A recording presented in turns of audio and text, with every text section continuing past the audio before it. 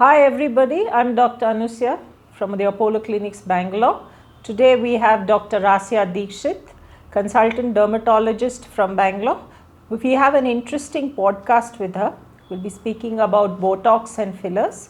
Firstly, let me introduce Dr. Rasya. Dr. Rasya, why don't you introduce yourself to the audience? Hi Dr. Ansuya, thank you for having me today. I am a dermatologist. Basically, I have done my MD in dermatology from Christian Medical College, Vellore, and that's been about 18 years ago. So I've been in private practice from the last 18 years. Following that, I have acquired a lot of interest in aesthetic medicine, which is basically botulinum toxin, fillers, lasers, and this we did not have any specific courses for it earlier, and this is a knowledge which was gained by going for various training courses, not only in India but abroad, and to the level that now I am a trainer for most of these toxins as well as filler injectables in India. In most of the companies do call me as their trainer, and I facilitate and run workshops at the national level for training on these molecules. So this is my background, and I am very happy because we have met and been colleagues for some time at Apollo for a long time, and to bring back our association in this podcast feels wonderful. Dr. Rasya, so there are so many doctors or non-doctors who call themselves as cosmetologists today.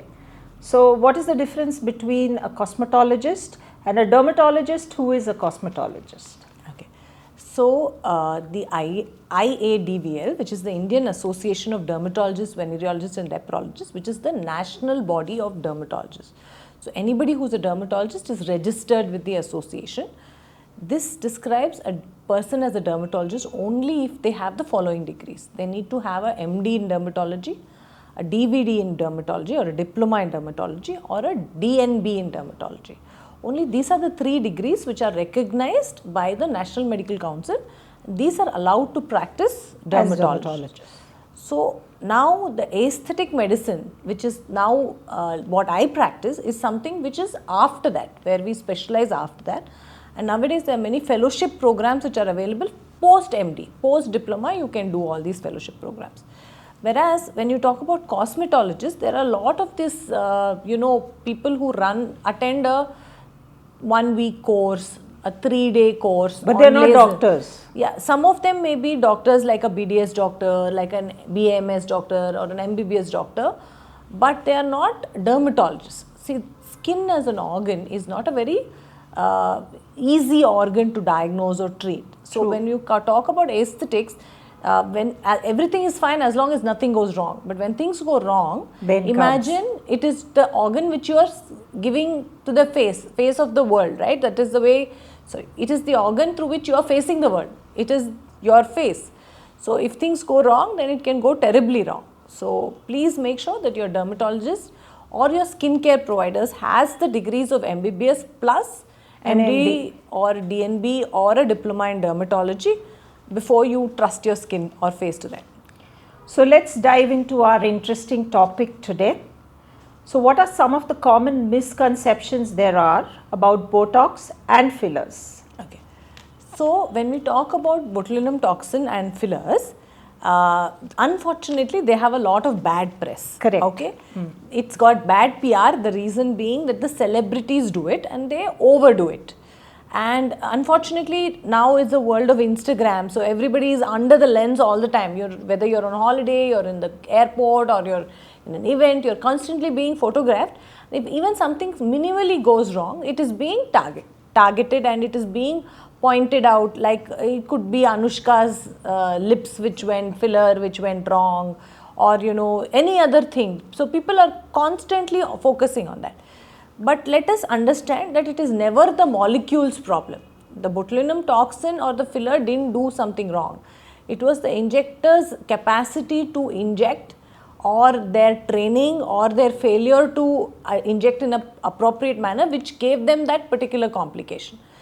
That being said, botulinum toxin and fillers are something which have really picked up, especially post-COVID. I want to share a very interesting story with you. Sure. When COVID happened, and we had no idea of what was happening in the world around us. a lot of my friends who are non-dermatologists told me that your aesthetic business is going to like not see so many patients because everybody is going to be focused on general health and vaccines and things like that. But for me, my business became 3 times more for toxin and for fillers. That is because for the first time in their life, a person was seeing themselves when they were talking. Till then, most of us have always been talking, like I'm talking to you, I'm not aware how my face is moving, what So are they the had the time expressions. to look at themselves. Yes, because of Zoom. Yeah. Because of the Zoom platform, because everybody went on Zoom and they were on video calls. They were like, oh my God, I have these deep lines, or oh my God, I have these terrible frown lines. Oh my God, I look like this. So, Dr. Rasya, you need to help me. And if you look at not only India, all the world over, the aesthetic practice increased after the pandemic, mostly because people became aware of how they looked. Other thing which changed it is Instagram, WhatsApp video calling, where people are started looking at themselves. So when you're on a video call, often you're looking at your image. Thinking, oh, this is how I'm looking, or this is how I'm emoting. And that changed the way, and they started coming in for more procedures like botulinum toxin and fillers.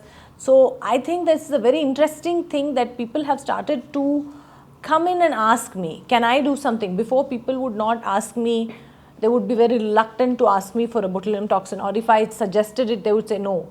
Now there are people who are more open about it, and it's not the celebrities, it's not the models, it's the normal people like you and me who are looking at these procedures. So, for somebody, for a common man, what is Botox and what is a filler? What is the content in it? Okay. So, for a normal person, Botox and fillers are completely different molecules.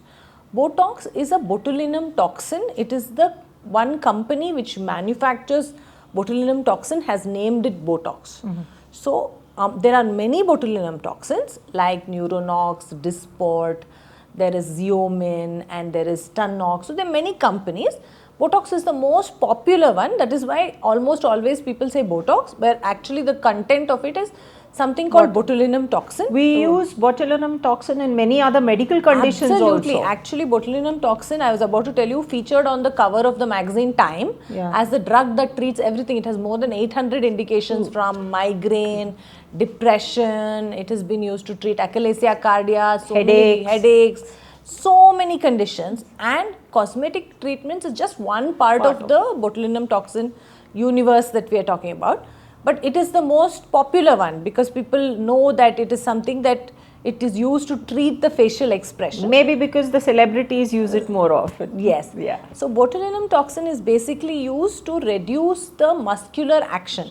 So if somebody is doing a lot of frowning and you have a frown line in your forehead, or you had crow's feet, then botulinum toxin will relax those muscles so that when you smile, those lines don't appear very deeply, or when you frown, those lines don't appear very deeply. It can also be used to sculpt the face, because in the South Indian face we have very broad jaws. So botulinum toxin injected along the jawline, especially into the masseter muscle, this is something that dermatologists as well as dentists practice, can reduce the bulk of the face, so your face looks slimmer. Masseter is basically the muscles we chew. The masseter is the muscle of chewing. So when it's injected, it slims down your face. So this is something which is very interesting. So that is what botulinum toxin about. Filler is hyaluronic acid. Hyaluronic acid is a gel which absorbs a lot of water.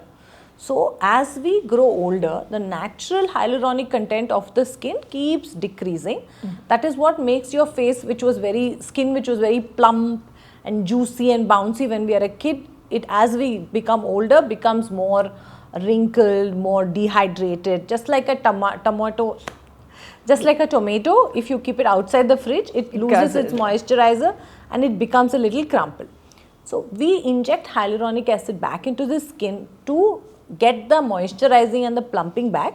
But we can also do specific things like cheek lifting, we can treat the nasolabial folds, we can plump the lips. But remember, as we age, we lose fat in the face. So we lose fat in the under eye area, in the temple area, in the jawline area. And when we rejuvenate the face looks more fresher. I'm not saying younger. I'm just saying you just look a better version of yourself. You look more relaxed. So part of the whole, unfortunately or fortunately, our stress is so much that we are continuously, watching a screen that make us frown, right? True. Because, light is coming. So, the natural reflex of somebody who's looking at light is to frown. So, we are developing frown lines much earlier than our parents did. Second, there is so much stress. We work so late at night. So, the hyaluronic acid degeneration in our skin is faster. So, to prevent it, to make sure that we age appropriately, these are things that we can do. I'm not saying it has to be something which is needed by everybody, but if you have it, it's a great option to use it as a tool to make sure that you're looking your perfect best at your age. So are Botox only for wrinkles, or they can be used for elsewhere also? So botulinum toxin, like we just discussed, has various applications, right from the treatment of wrinkles to slim down the face. It is used to reduce sweating.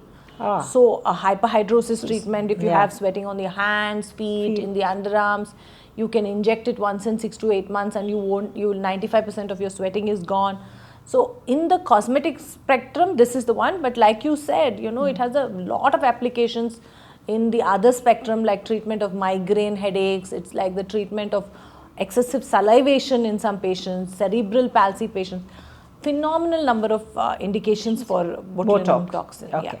So if somebody wants this kind of a treatment, where do they find the doctors? So botulinum toxin, remember, is not just a dermatologist. They have to be trained in the botulinum toxin molecule as well. So when you go and ask your dermatologist, ask them whether they do offer the botulinum toxin treatment. And if they do, then definitely you can look for these, you can go and approach them for the treatment. Always ask for some before-after pictures.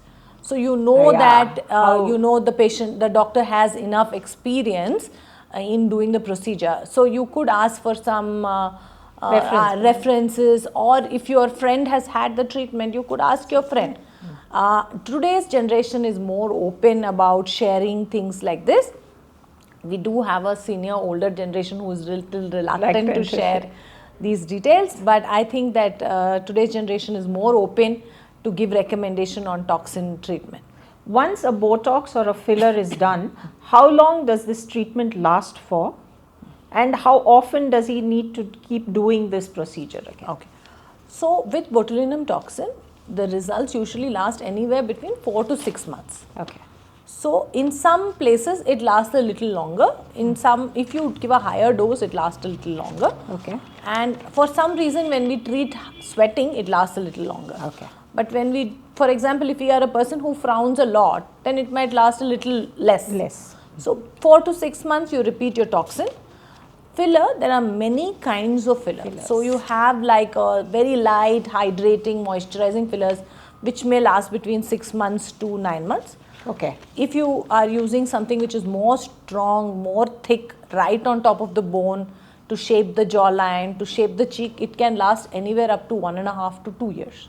Okay. So, but obviously you couldn't use that thick one on your lip or in your under eye area because it's very thick. So you would have to use somewhere a product in between, maybe which lasts you about a year in these areas. Also the lifestyle, like smoking, like stress, that has a big effect on whether your filler is going to last long or it's not going to last. So a good lifestyle adds months to the filler and the Botox. Absolutely. So how much does, cost-wise, how much would one have to spend for such a procedure? Okay. On an average, botulinum toxin treatment would cost you in India somewhere between 15 to 20,000 rupees. Okay. And you would need to do it every 6 months. Okay. So let's break it down. Okay. Suppose we say 15,000 rupees. How much does an anti-aging cream cost? Correct. A cream costs around 4,500 rupees, 5,000 rupees, and it would last you for a month, right? And you would use it for 6 months, but you know that anti-aging creams can only give you moisturizing, hydrating. They cannot make the muscle stop contracting. Whereas botulinum toxin, you have proven results. So Definitely cheaper than your anti-aging creams. True.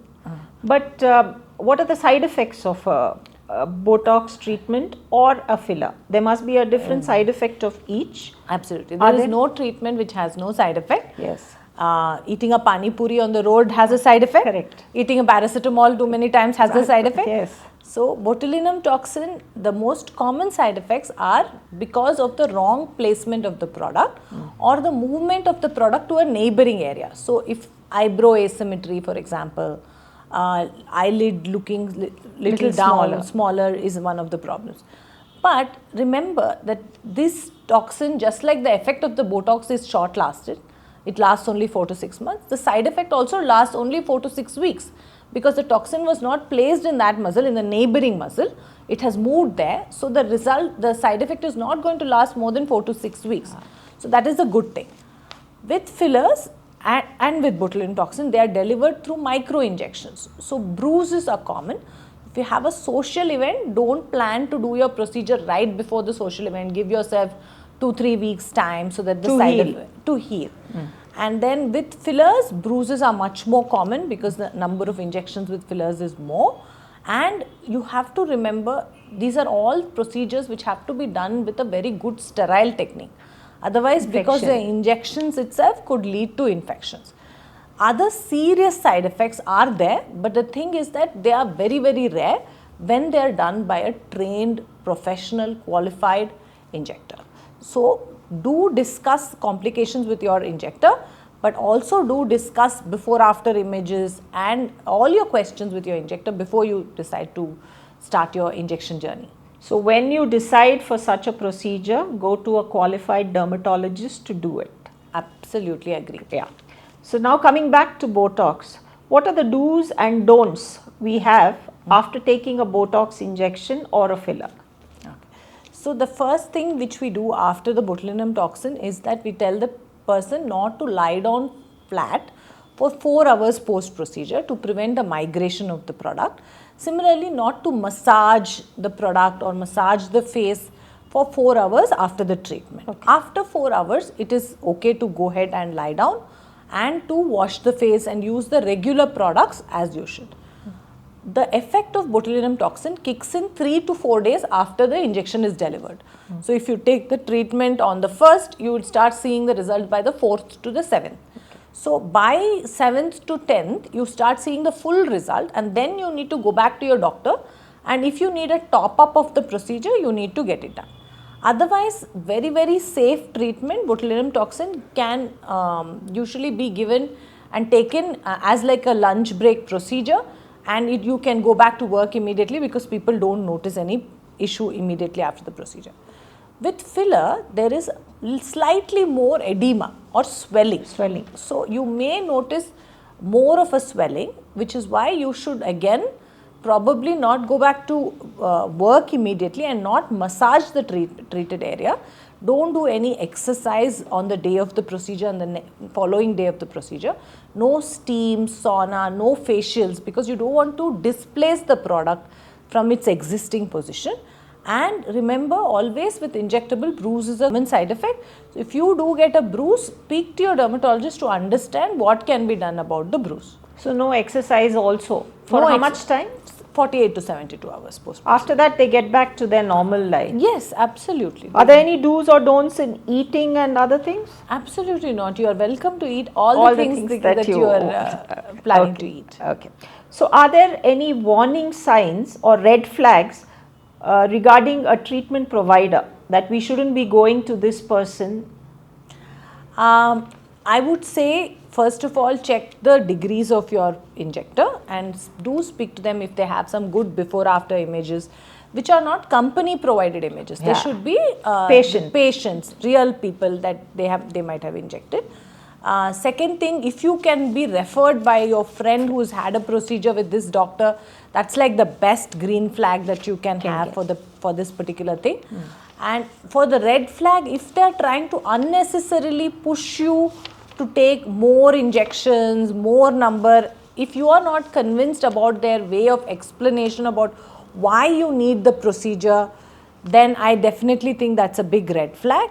And if they don't give you enough time to consider the treatment and they say, no, you have to pay for it today, you have to, like, they force you to take up the session today, and it feels like more like selling than counseling, then I think that's a red flag as well. What are some of the new cutting edge treatments which have come in aesthetic dermatology today? I think 2025 is a year to look forward to. A lot of it, we spoke a lot about injectables, but the world is also looking at, most people, especially Indians, we don't like injectables. Correct. We don't like surgical options. So they are moving towards non-surgical procedures like HIFU, high intensity focused ultrasound, which is a needleless treatment which generates heat and tightens the skin. So this is very good for people who are having the sagging on the face, and it is can be done as early as your mid 30s, early 40s, to help you to lift up and contour the face so that it heats up the skin, the SMAS. Basically, the layers of the face, you have a layer called the SMAS, which is the subcutaneous musculoaponeurotic system, which drapes your face. And when you tighten the SMAS, the face looks more lifted. So will this replace Botox or a filler? This will make the amount of filler that you need less. Because it is going to contour the face and lift up the face. The amount of volume that you need for filler is going to be significantly less. So this is something which is very interesting, which is catching up quite a bit. The other thing is more of rejuvenative procedures like platelet rich plasma. You've heard of PRP. PRP, where we use the growth factor from your own blood. So we take the blood of the patient, take out the platelets and inject it back into the skin or into the hair to rejuvenate the skin, so the skin becomes more brighter, fresher. Exosome is just growth factors, but instead of taking the growth factors from the blood, you are taking growth factors from umbilical cord cells, which have the stem cell potential which is much more than a person who is, for example, 40. For example, if you took my blood would be the same age as me. The growth factors potential would be my age. But if you took an exosome, it would be so much younger. So its ability to rejuvenate and treat wrinkles, pigmentation, scars is so much, like 110,000 times to 10,000 times better than doing PRP. So exosomes is what we are looking forward to. Has it come to India? Yes, it is here already. And the most interesting thing called PDRN, or something called salmon sperm DNA. They are fragments of the salmon sperm DNA which is known to rejuvenate and tighten your own skin. Again, delivered as micro injections into the skin along with hyaluronic acid, which is a biostimulator. That means not only it is going to act like a hydrator or a filler, but it is also going to stimulate your own collagen to tighten. So you are going to get like a more rejuvenating effect. So these are all anti-aging, or they are all good? So I feel that the word we are looking for today is pro-aging. I don't think that we can anti-age. We are doctors. Let us talk about, we are living in the world of Brian Johnson's. Maybe we will have anti-aging at some time. He talks about epigenetic anti-aging and things like that. But when we are looking at it, I am talking about pro-aging, about looking the best version of myself, looking more hydrated, if possible to delay looking older. So that is something that we are looking at. So looking the best at your age. Looking the best at our age, and postponing aging. So if we look at, I'll give you a very aging of the skin, basically. Aging of the skin, yes. If we look at like our actresses who had turned 60. I don't know if you remember a Wahida Rahman or a Hema Malini when they turned 60. Do you know that Madhuri Dixit is 59 now? So Juhi Chawla, they're all about the same age. They must be 58, 59. They look wonderful right now. So what is different? Are they anti-age? No, they are pro-aged. They're pro-aged. They look fabulous. Right? So I think that it is not just botulinum toxin or HIFU. It is a lifestyle change. It cannot go without that. So when I start talking to my patients, I start by saying what time do you sleep, how much exercise, what is the food, how much stress, what is the exposure to sun, what is the skin care. And all that is part of your anti-aging consult. It is not just toxin or filler. That's one more red flag to look at. If you are talked only for a procedure and nobody is talking to you about the other factors in aging, then something which you should look out for. So basically what you're telling is help yourself also before the doctor helps you. I think that yes, the doctor will help you only if you help yourself. Yes.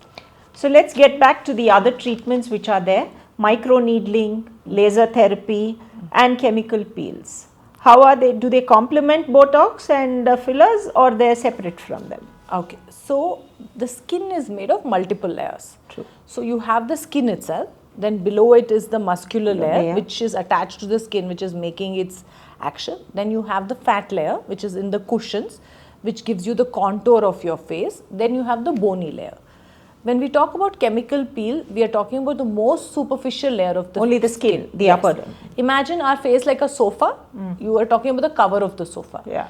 Then the muscular movement, we are talking about botulinum toxin. Yes. And if you want to make the collagen tighter, you want to make the skin more tighter, then open pores less, then we are talking about microneedling technology. Microneedling is great for rejuvenating the skin, for delivering like a vitamin C or a hyaluronic acid or a anti-pigmentation product into the skin, and you know that is also something which will work as well.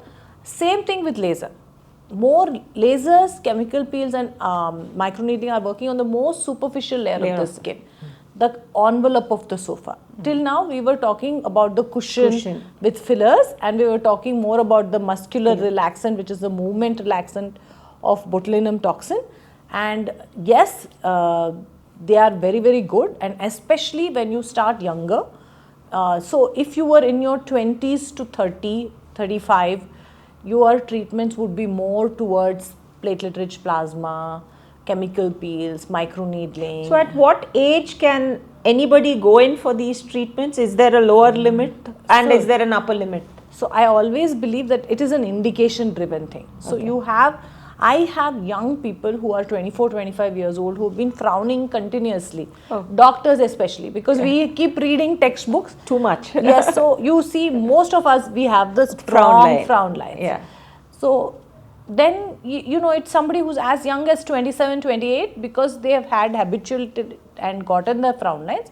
They will need a botulinum toxin. Do teenagers come in for these procedures? Teenagers are very excited about hydrating the lips, for example, plumping the lips.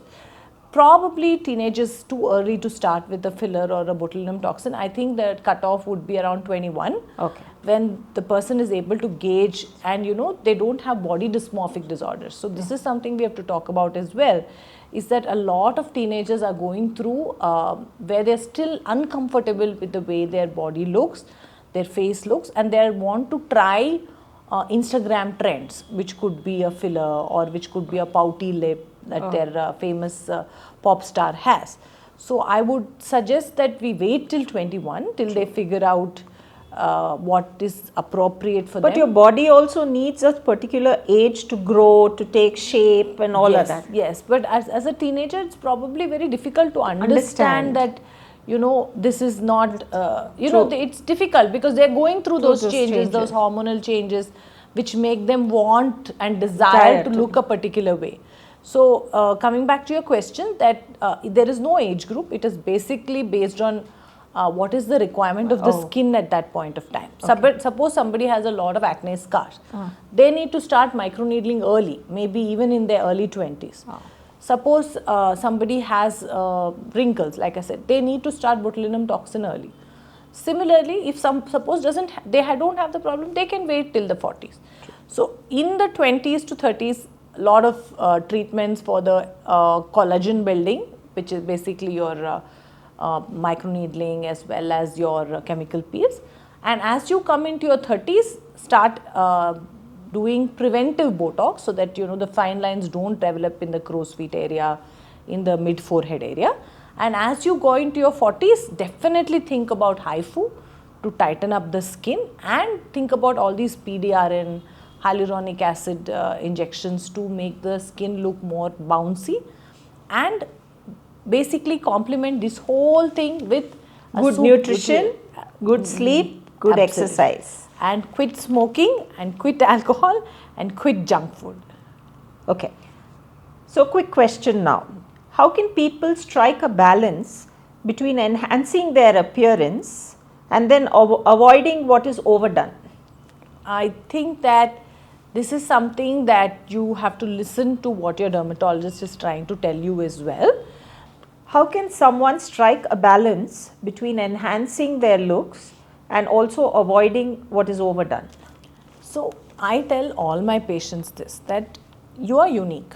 So, you're not going to look like, you're not going to have Priyanka Chopra's lips, or you cannot have Katrina Kaif's lips.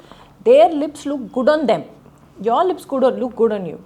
So, enhancing what you have is much more looking natural than going and stereotyping and trying to copy somebody To look like else's her. to look like her. And it may actually not look nice on you also, right? Yeah, Sometimes true. you think that your friend's hairstyle looks good, but then It doesn't look good on you. It doesn't look good on you. So I think that when you try to convince them in this manner, usually people understand that this is what is looking good for them. So I think taking your doctor's guidance in what is working for you is probably better than trying to go with like a set feature in mind. Second thing, we may not be able to replicate the same thing. It's not like it becomes too plastic also. It becomes too plastic, and it becomes very obvious. The idea of doing these procedures is to look a very fresh person. And nobody knows what you got done. Correct. So, has this treatment ever impacted a patient's mental health? I think that when we talk about quality of life, right, how you look and it impacts how you feel. So when you dress well, you feel confident. When you color your hair, you feel confident.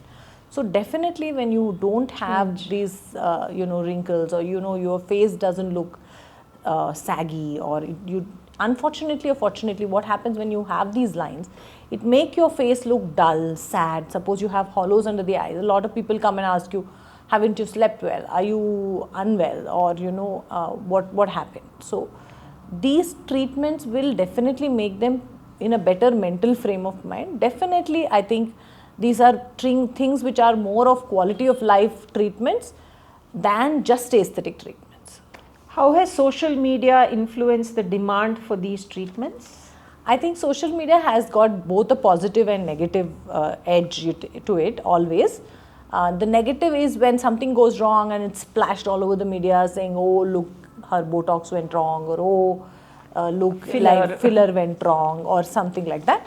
But it's also that people are more aspirational. Like I have a lot of young people who now want to come and understand what is the procedure about. They may need it, but they may not need it. They want to know. Yeah, their knowledge has increased. True. So, and it is increased pan, all the economic strata.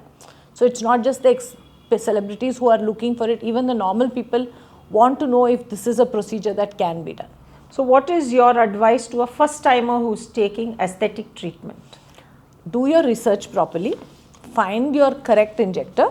You may have to consult a couple of doctors before you figure out who is correct for you. Yeah. And see whether their ideas make sense. Ask them why they are recommending this particular treatment, how it's going to make a difference to you. Look for before after pictures and then only select your doctor. What is the first question that a patient asks you regarding Botox or a filler? What is their myth regarding it? So one is that they're very scared that they're going to look not unnatural. I don't think it makes you unnatural. If the toxin or the filler makes you unnatural, then you've gone and selected a wrong injector or somebody who's an inexperienced injector. The idea of doing this treatment is to look very, very natural, very, very fresh, very refreshed. So definitely no, I would say that is the commonest myth people have about the toxin. And the fact that toxin or filler is expensive. Like I told you, it is something that a cost which you have to justify. Instead of doing something which doesn't work, you do something which works. Okay. If there was someone has to use one anti-aging treatment, what would that be? Sunscreen. Sunscreen. Yes. Yeah. The sunscreen is something that we are seeing helps not only in reducing pigmentation, fine lines, and it also helps to make sure that the dermis or the upper layer of the skin doesn't become loose. So photo protection is probably the best anti-aging product you should do. And diet and exercise and lifestyle, I cannot say it enough. I think every doctor will agree with me that it's probably the best anti-aging treatment. But coming from a dermatologist, it just adds on to it, right? Absolutely. Okay, where do you see aesthetic dermatology 10 to 15 years from now? I think that aesthetic dermatology is going to become more and more accepted, because right now people are still feeling reluctant to share where they're getting their aesthetic treatment from.